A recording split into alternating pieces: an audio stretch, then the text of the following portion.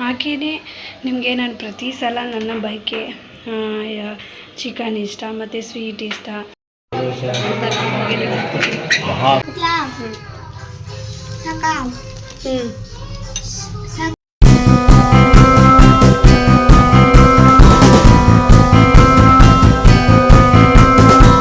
Hi friends, ಎಲ್ಲ ಹೇಗಿದ್ದೀರಾ?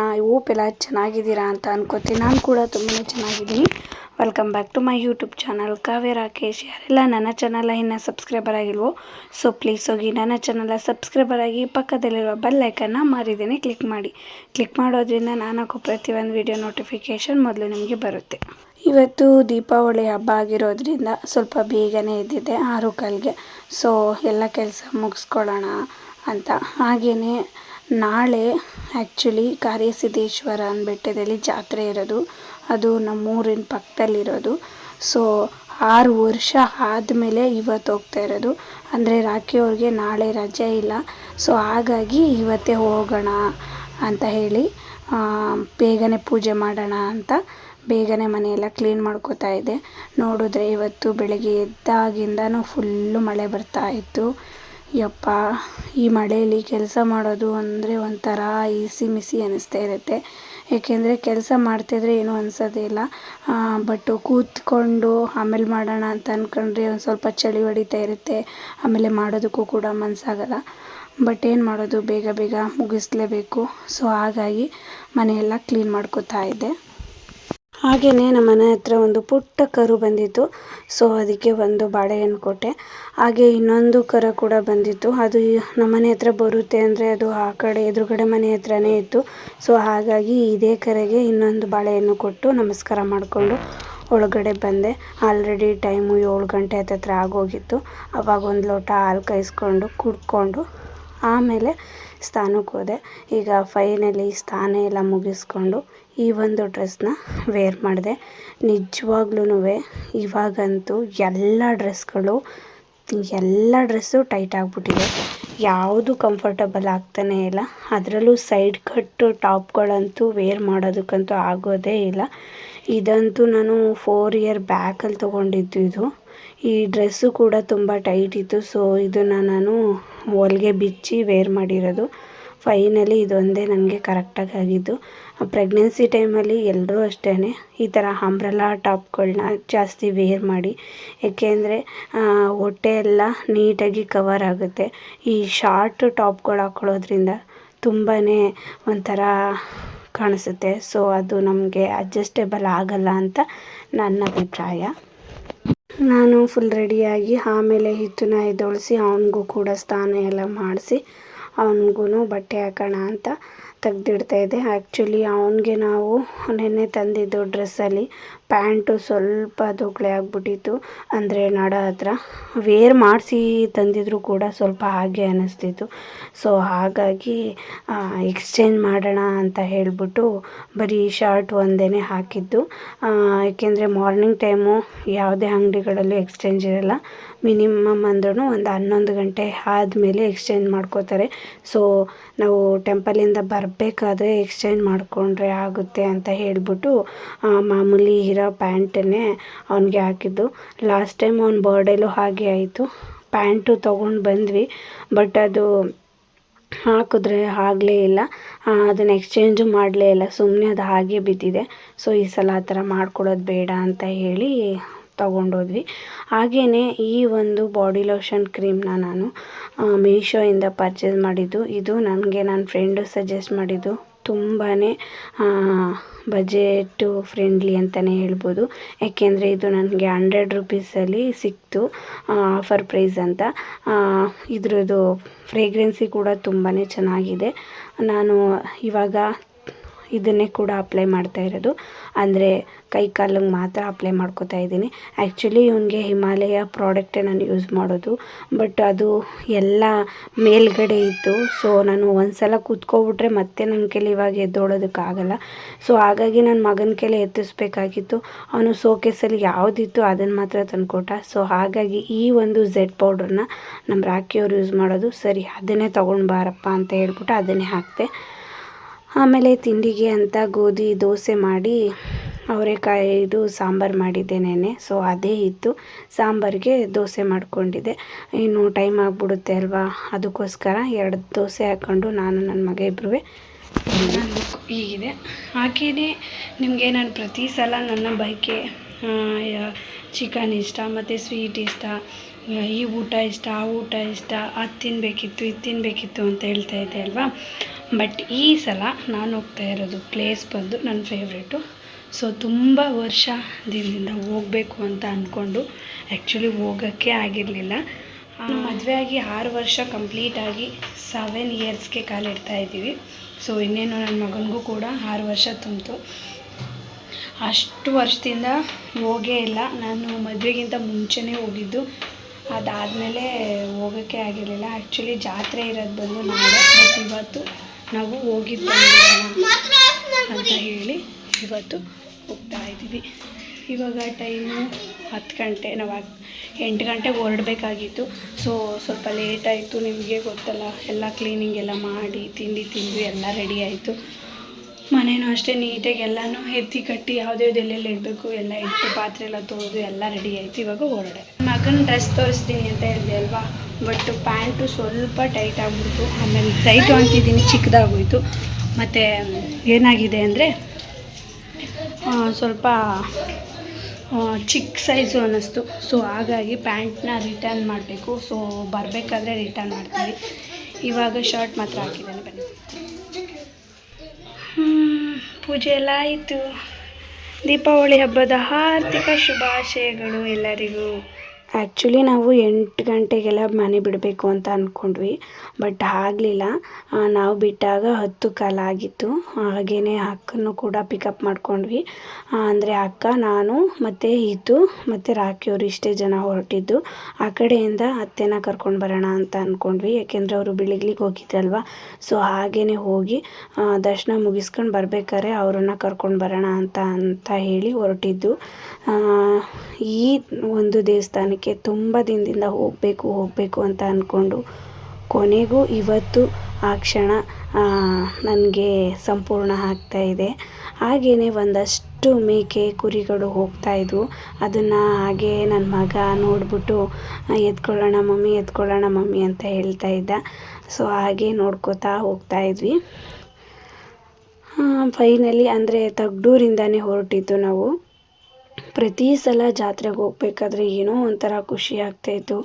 Actually ಖುಷಿಗಿಂತ ಎಷ್ಟೋ ಸಲ ಬೈಸ್ಕೊಂಡು ಓಡಿಸ್ಕೊಂಡು ಹೋಗಿರೋದೇ ಉಂಟು. ಏಕೆಂದರೆ ಆವಾಗೆಲ್ಲ ಕರ್ಕೊಂಡು ಹೋಗ್ತಾನೆ ಇರಲಿಲ್ಲ ಫ್ಯಾಮಿಲಿ ಎಲ್ಲ. ಬೇಡ, ಜಾತ್ರೆ ಟೈಮಲ್ಲಿ ಮಕ್ಕಳೆಲ್ಲ ಹೋಗ್ಬಾರ್ದು, ತುಳಿದು ಬಿಡ್ತಾರೆ, ಹಾಗೆ ಹೀಗೆ ಅಂತಲೇ ಹೇಳ್ತಾ ಇದ್ದಿದ್ರು.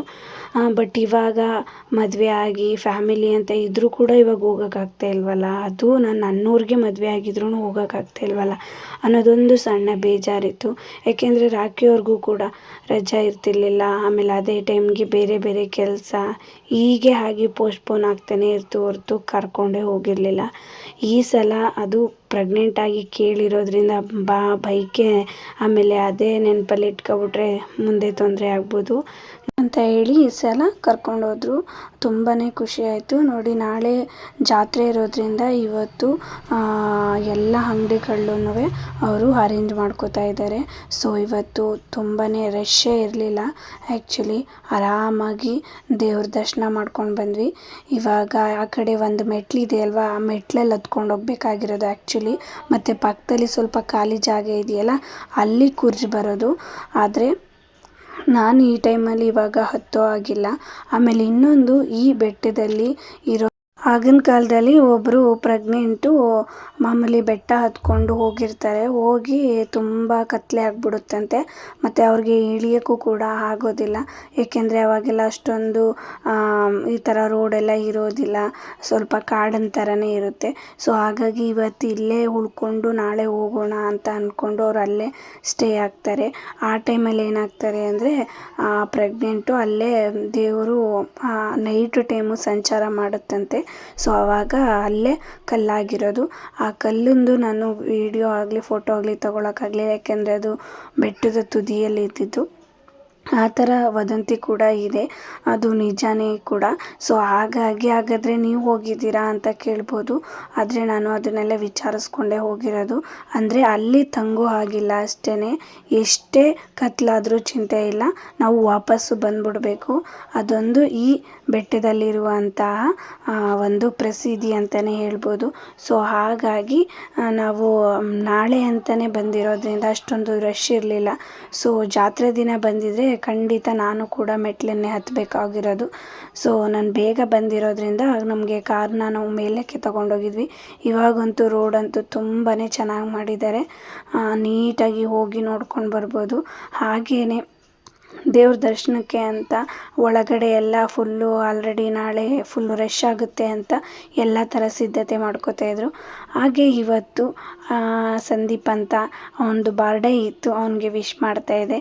ಹುಟ್ಟುಹಬ್ಬದ ಶುಭಾಶಯಗಳು. ಇವನು ನನ್ನ ಫ್ರೆಂಡ್ನ ತಮ್ಮ ಮತ್ತು ನನ್ನ ತಮ್ಮನ ಫ್ರೆಂಡು ಕೂಡ.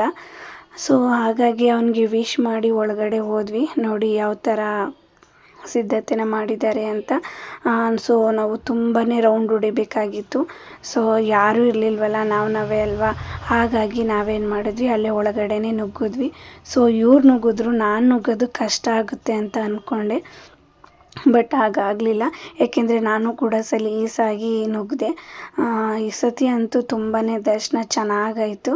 ನೋಡಿ ನಾನು ಕೂಡ ನುಗ್ಗಿದೆ. ಅದನ್ನು ವೀಡಿಯೋ ಮಾಡ್ತೀನಿ ಅಂತ ಹೇಳ್ಬಿಟ್ಟು ರಾಕಿಯವರು ವೀಡಿಯೋನೇ ಆನ್ ಮಾಡಿರಲಿಲ್ಲ. ನೋಡಿ ಹೀಗೆ ಆಗೋದು, ಕೆಲವೊಂದೊಂದು ಕ್ಯಾಪ್ಚರ್ಗಳು ನಾವು ಮೂಮೆಂಟ್ ರೀತಿ ಇಟ್ಕೊಳ್ಳೋಣ ಅಂದ್ಬಿಟ್ಟು ಮಾಡ್ತೀವಿ, ಬಟ್ ಅದನ್ನು ಆನೇ ಮಾಡಿರಲ್ಲ. ಎಷ್ಟೋ ಸಲ ಆ ಥರ ಆಗಿರೋದು ಉಂಟು ನನಗೆ. ಸೊ ಫೈನಲಿ ನೋಡಿ ಟೆಂಪಲ್ ಹತ್ರಕ್ಕೆ ಹೋದೆ. ತುಂಬ ಅಂದರೆ ತುಂಬ ದಿನದ ಕನಸು ಅಂತಲೇ ಹೇಳ್ಬೋದು. ಎಷ್ಟೋ ವರ್ಷದಿಂದ ಹೋಗಬೇಕು ಅಂತ ಅಂದ್ಕೊಂಡು ಹೋಗಿರಲಿಲ್ಲ. ಕೊನೆಗೂ ಇವತ್ತು ಸಿದ್ದಪ್ಪಾಜಿ ದರ್ಶನ ನನಗಾಯಿತು.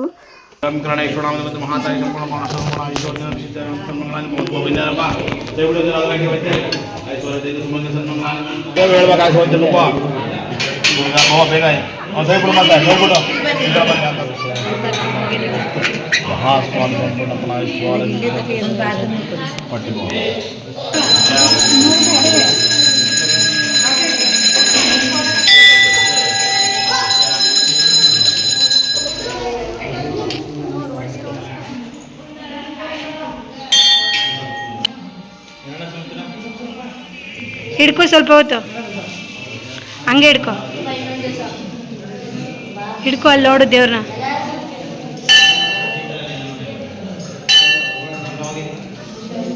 ಅಂತ ಕೇಳ್ತಾರೆ.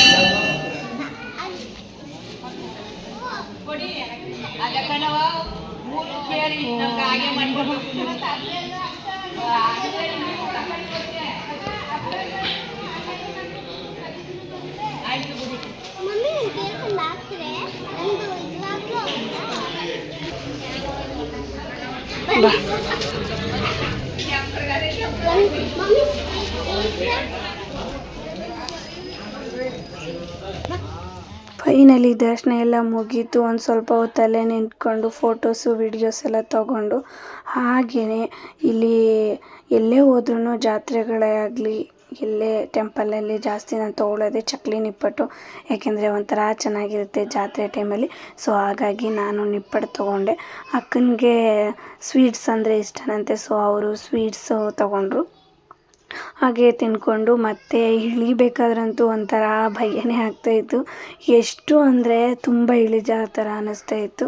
ಚಾಮುಂಡಿ ಬೆಟ್ಟ, ಮಹದೇಶ್ವರನ ಬೆಟ್ಟ ಬರುತ್ತಲ್ಲ, ಸೇಮ್ ಅದೇ ಥರನೇ, ಬಟ್ ಅಲ್ಲೆಲ್ಲ ತುಂಬ ರೌಂಡ್ಸ್ ಇರುತ್ತೆ, ಇಲ್ಲಿ ಕಮ್ಮಿ ರೌಂಡ್ಸ್ ಇರುತ್ತೆ ಅಷ್ಟೇ. ಹತ್ತತ್ರನೇ ಐತಲ್ವಾ?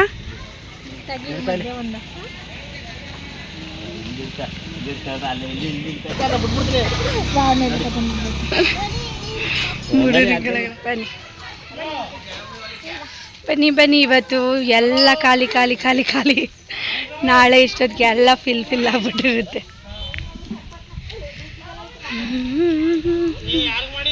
ಫೈನಲಿ ಹಬ್ಬ ಎಲ್ಲ ಮುಗೀತು. ನೋಡಿ ಎಷ್ಟು ಖಾಲಿ ಖಾಲಿ ಇದೆ ಅಂತ.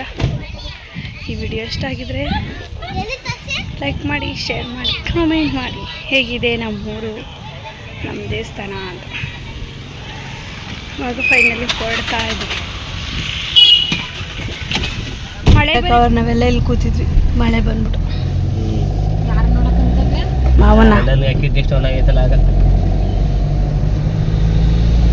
ಬೆಳಗ್ಗೆ ಬಂದವ ಬೆಳಗ್ಗೆ ಕಲ್ಕುಂದ್ ಗೇಟು ಇಲ್ಲಿಂದ ಜೀವಮಳೆ ಗೇಟು ಜೀವಮಳೆ ಬೆಳಗ್ಗೆ ಅಲ್ವಾ.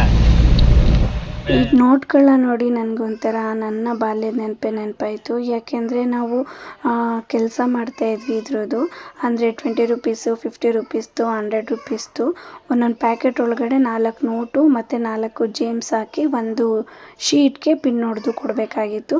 ಆ ಥರ ಒಂದು ಶೀಟ್ ಹೊಡೆದ್ರೆ 8 ಆಣಿ, 2 ಶೀಟ್ ಹೊಡೆದ್ರೆ 1 ರೂಪಾಯಿ, ಈ ಥರ ನಮಗೆ ಸೇರಿಸಿ ಅಮೌಂಟನ್ನ ಕೊಡ್ತಾಯಿದ್ರು.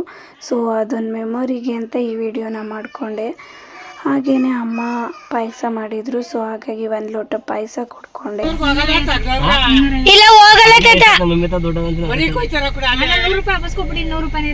ಮರಿಯಲ್ಲ ಅಲ್ಲಿವೆ ಬೆಳೆ ಸಾರು ಅನ್ನ ಕಾಸಿಲ್ಲ ನಂದು. ನಾಳೆ ಸುತ್ತೂರು ಹೋಗ್ಬೇಕು, ನಾಳೆ ಗುರುವಾರ ಮಾಡ್ಕೊಡ್ತೀನಿ. ಲೋ ಈಗ ಅತ್ತೆ ನೀನು ಉಳ್ಕ ಅಂತ ನಿಜ ಹೇಳು.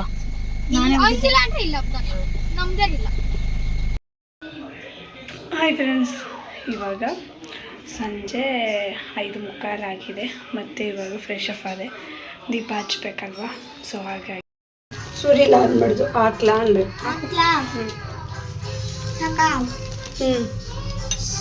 ಈ ದಾನಕ್ಕೆ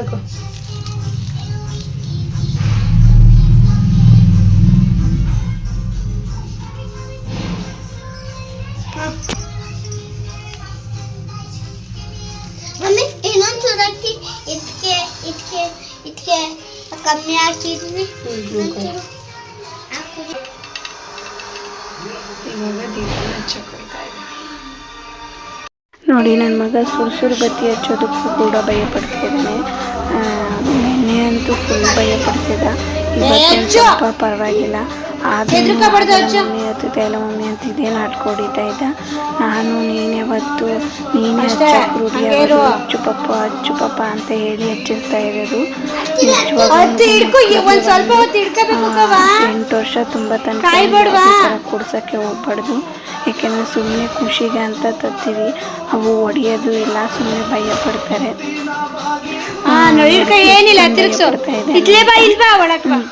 ಇವತ್ತೇ ಅಪ್ಪ ಖುಷಿ. ವೆರಿ ಗುಡ್ ನಮಗೆ ಇವನ ಏಜಲ್ಲಿ ಒಂದು ಸುರು ಬತ್ತಿ ಕೊಡ್ಸಕ್ಕೆ ಕೊಟ್ಟಿದ್ದಾರೆ ಅವರಪ್ಪ. ಅವನು ಹೊಡಿತಾ ಇಲ್ಲ. ಅಂದ್ರೆ ರಾತ್ರಿವರೆಗೂ ಕೆಲಸ ಇರೋದ್ರಿಂದ ಮಲ್ಕೋಬಿಟ್ಟಿರ್ತಾನೆ. ಸೊ ಹಾಗಾಗಿ ಇಲ್ಲ ಅವರು ಕೂಡ. ಸೊ ಏನಪ್ಪ ಅಂತಂದರೆ ಸುಮ್ಮನೆ ಕೊಡ್ಸೋದು ವೇಸ್ಟು ನಿಜವಾಗ್ಲೂ. ಇನ್ನು ತಂತಿ ಮಾದಪ್ಪ ದೊಡ್ಡ ನೋಡಿಕೆ 1-2 ಹೂಕುಂದ ಇಷ್ಟು ಮಾತ್ರ ಕೊಡಿಸ್ಬೇಕು ಅಷ್ಟೇ. ಪಟಾಕಿ ಕೊಡ್ಸೋಕ್ಕೆ ಹೋಗ್ಬಾರ್ದು ಮಕ್ಕಳಿಗೆ. ಹೆಂಗೋ ನೋಡು ಫೈನಲಿ ಇನ್ನೊಂದು ಸುರು ಬತ್ತಿ ಹಚ್ಚಿಸೋಕ್ಕೆ ಟ್ರೈ ಮಾಡ್ತಾ ಇದ್ದೀನಿ. ಇವತ್ತಿನ ಬ್ಲಾಗ್ ಹೀಗಾಗಿ ಫ್ರೆಂಡ್, ಮತ್ತೆ ನೆಕ್ಸ್ಟ್ ಬ್ಲಾಗಲ್ಲಿ ಸಿಗ್ತೀನಿ. ದೀಪ ಎಲ್ಲ ಎಷ್ಟೊಂದು ಮಳೆ ಬರ್ತಾ ಇದೆ. ಫೈನಲಿ ದೀಪ ಎಲ್ಲ ಹಚ್ಚಿ ಒಂದೆರಡು ಪಟಾಕಿ ಹೊಡಿಬೇಕು ಅನ್ಕೊಂಡಿದ್ದಾರೆ. ದೀಪ ಎಲ್ಲ ಹಚ್ಚಿ ಹೋಗ್ಬಿಟ್ಟಿತ್ತು. ನೋಡಿ, ಎಲ್ಲೋ ಛತ್ರಿ ಹಿಡ್ಕೊಂಡು ನಮ್ಮನೆ ಪಕ್ಕದಲ್ಲಿ ಸುರು ಬತ್ತಿ ಮತ್ತೆ ಛತ್ರಿ ಹಿಡ್ಕೊಂಡು ಪಟಾಕಿ ಎಲ್ಲ ಹೊಡಿತಾ ಇದ್ರು. ನೋಡಿ ಒಂಥರ ಖುಷಿ ಆಗ್ತಾ ಇತ್ತು. ನಮ್ಮನೇಲಿ ಯಾರೂ ಹೊಡೆಯೋರು ಇಲ್ವಲ್ಲ ಅನ್ನೋದು ಕೂಡ ಸಣ್ಣ ಬೇಜಾರಾಗ್ತಾ ಇತ್ತು. ನಾನು ಕೂಡ ಹೊಡೆಯೋಣ, ಅಟ್ಲೀಸ್ಟ್ ಹೂಕುಂದನಾರು ಹಚ್ಚೋಣ ಅಂತ ಕೂತ್ಕೊಂಡೆ. ಬಟ್ ಕೂತ್ಬಿಟ್ಟು ನಿಜ ಎದ್ದೊಳಕ್ಕೆ ಆಗಲಿಲ್ಲ, ತುಂಬಾ ಕಷ್ಟ ಆಗ್ಬಿಡ್ತು. ಸೊ ಹಾಗಾಗಿ ನಾನು ಹಚ್ಚಕ್ಕೆ ಹೋಗಲಿಲ್ಲ. ಈ ವಿಡಿಯೋ ಬಾಯ್.